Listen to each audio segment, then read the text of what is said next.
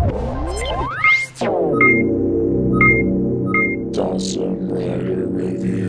YouTube, Dawson Rider here with a review of the Deluxe Drive Driver and Shift Brace, finally. I apologize that this review took so long. Unfortunately, these past few years, it's not as easy to get main rider toys no matter how diligent you might be. Back in my day, you could just mosey on down to HLJ and pick yourself up a decay driver. I don't know why I did that, but seriously though, like, it used to be way easier to pick up stuff. Unfortunately, the first few weeks or months after the rider debuts, his stuff sells like hotcakes. But anyway, that's enough for history time with Awesome and the weird prospector voice.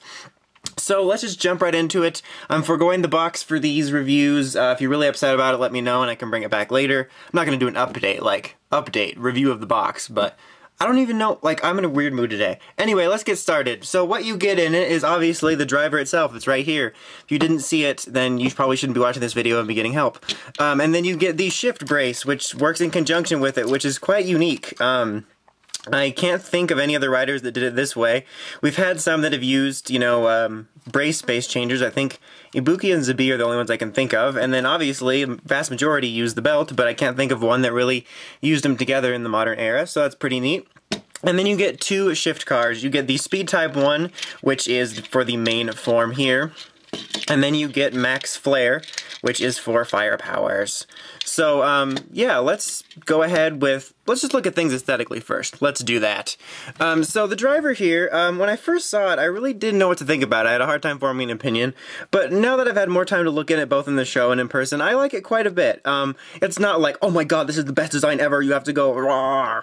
I don't know, but I really dig the design. It's actually pretty sleek looking. I really like this speedometer look to it. Sometimes I don't like chrome on things, but in this case I think it makes it look really nice on here.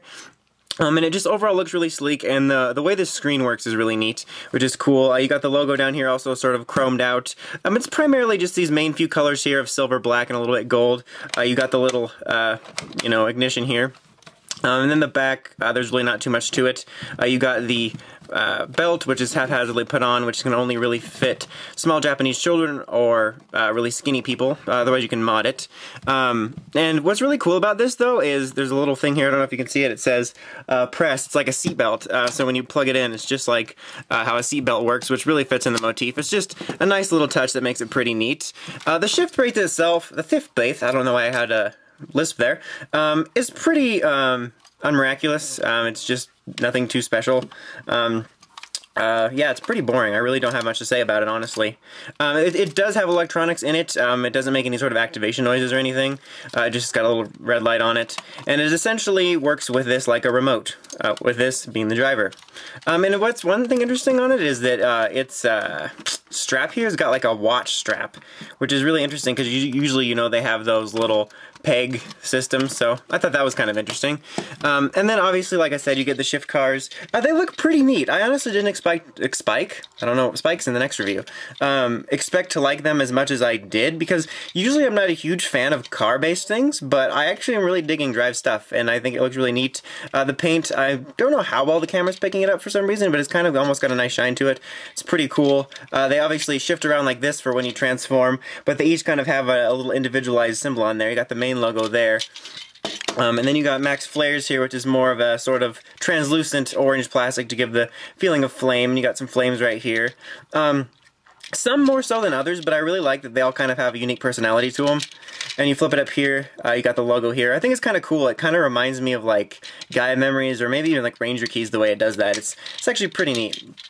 Alright, so now let's get to the main bits. You probably saw when I turned it around, the switch is right here, so we'll just turn that on.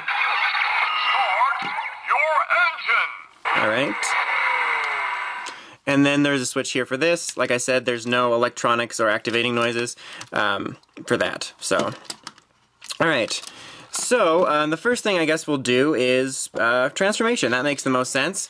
So we will slide the car in here after we shift it around. Get it, shift. So then just place it in there, and then you're pretty much ready. I'm going to kind of keep it sort of off camera when I'm doing it, because sometimes if you place it in the wrong way, it won't activate. So we're going to turn this, and lights and sounds will go off, and it'll play a jingle, like always, and then we will do the transformation. I'm not going to bother demonstrating it, but if you do leave it going for a long time, it will stop. So here we go.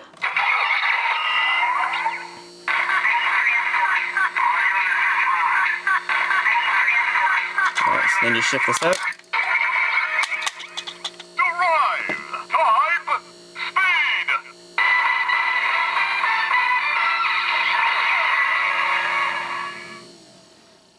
So I don't know if you could hear it on camera, but it actually has like a fan in the background that sounds like a whirring engine noise, which is really cool. And I really love the LEDs on it.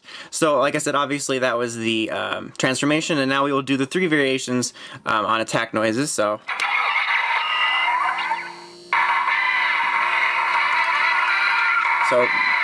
shift it once.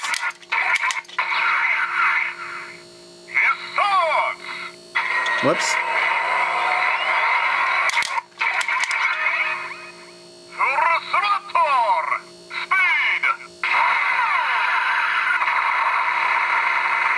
Alright, that was the full throttle attack. It wouldn't be a Dawson Rider review without mistakes. But that's activated by pressing this button and then shifting it. That wasn't the regular attack, but at least that's out of the way now. Now we don't have to worry about that. Alright, so now let's try to do the thing I was actually showing.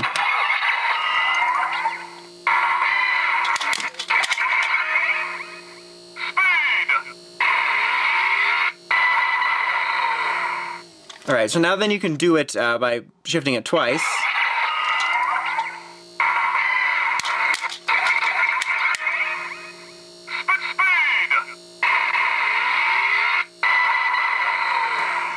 And then you can also do 3 times.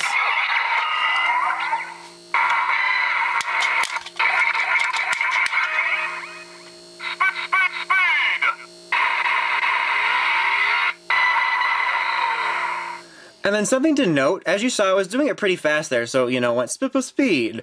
I don't know why I had to do that. But you can also do it at different speeds to get different speeds for the driver. I'll demonstrate quick. I'll try to do 3, but I might end up just getting 2.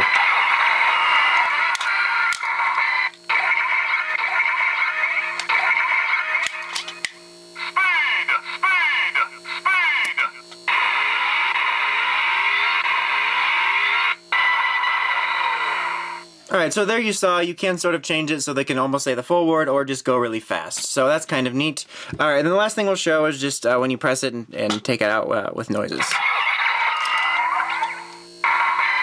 So, take it out, and then press this.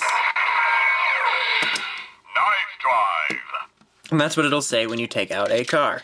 Alright, so now let's move on to max flare. So we'll shift it around, and put it in, and that's what she said, and here we go.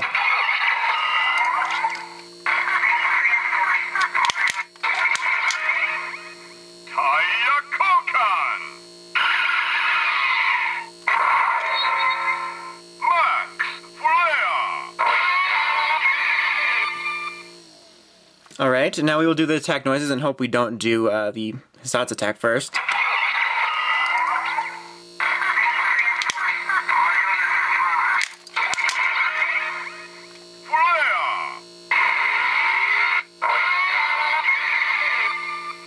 Just realized I just said attack a second ago.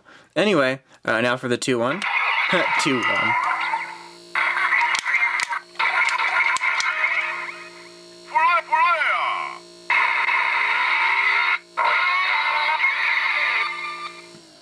And 3.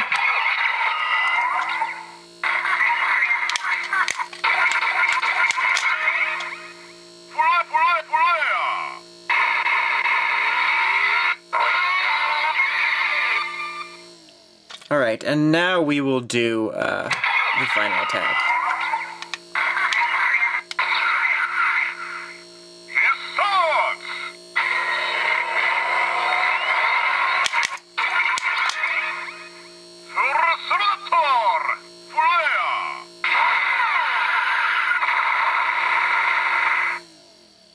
Alright, and then we'll take it out, just to show.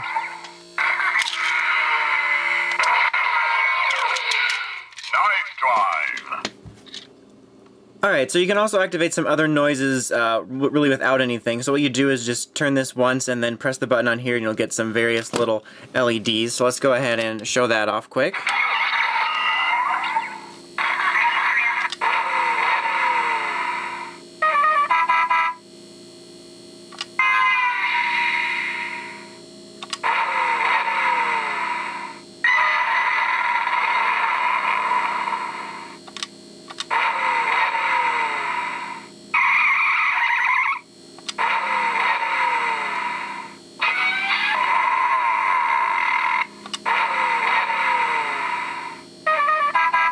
Alright, so that's about it for that.